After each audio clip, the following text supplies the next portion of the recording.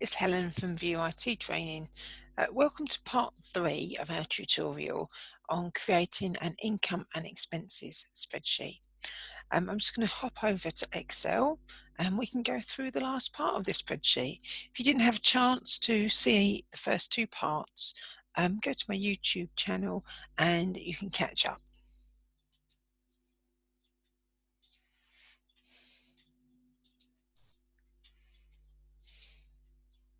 Okay, so this was the file that we have created in parts 1 and 2. We learned how to do the income, we learned how to put the expenses in, and we talked about the formatting and how to put our totals in for income and expenses. And then finally we looked at how to do a formula for the remaining. But the bit we want to do today is the savings, the 10% savings. And what we want to do is work out how much that is, so it's going to go in automatically. We need to work out 10% of the total.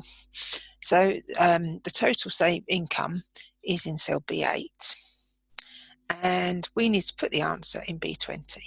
So I'm going to click in B20, and remember I said to you before, when you put a formula, you always click where the answer is going to go. Okay. So once we've clicked there, we're going to start with the equal symbol. And that tells Excel you want to do a formula. We're then going to pick the total figure from B8. If you look at my formula bar, B8 is now in there. And I'm going to put a multiply in. Now Excel's quite flexible about percentages, so I can type this in as 10% and it'll accept it. But I can also type it in as 0.1 as a decimal. It will accept both of that. I'm going to put in 10%. Okay, when I've done my formula, one of the most important things you can do is press enter, because if you don't press enter, it has a habit of picking up other cells that you don't need. So you finish your calculation, press your enter key, and Excel will work it out. So if I click back on cell B20, and our formula is there, B8 multiplied by 10%. Okay, so, and you can see it's taken B8, which was 1,000, and it's worked out 10% of it.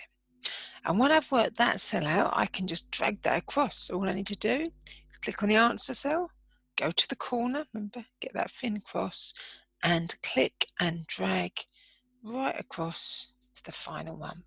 And that should then put the 10% figure across. Now let's say these figures were to change. Let's say I had £50 of overtime come in. Okay, obviously that's going to affect my total savings. So instead of being 100, they're going to be 105. So the one thing about using the formula is it's always showing the current and up-to-date figures.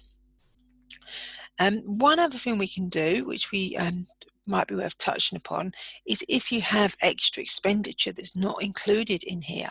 Now, for instance, let's say that the gyms are reopening and you actually want to include your gym membership.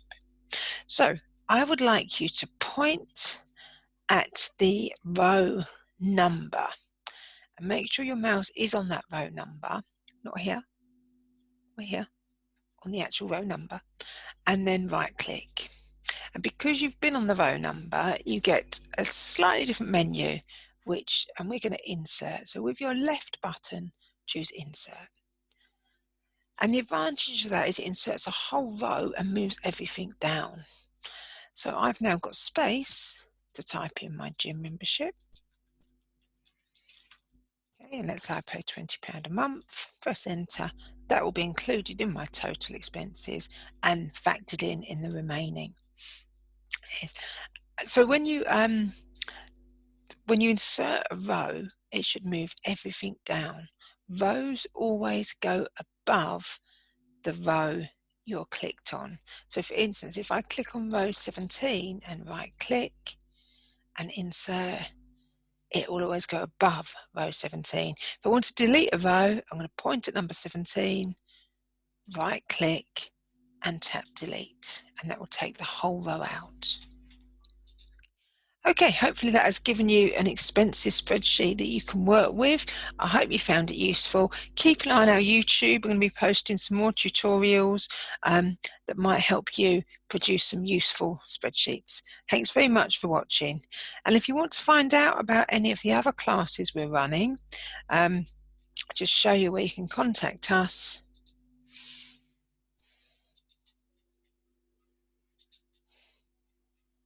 Okay, these are some of our contact details and the kind of things we do: Excel, Word, PowerPoint, Teams, Office 365, SharePoint, online meetings, MailChimp and Visio. Thanks very much for watching.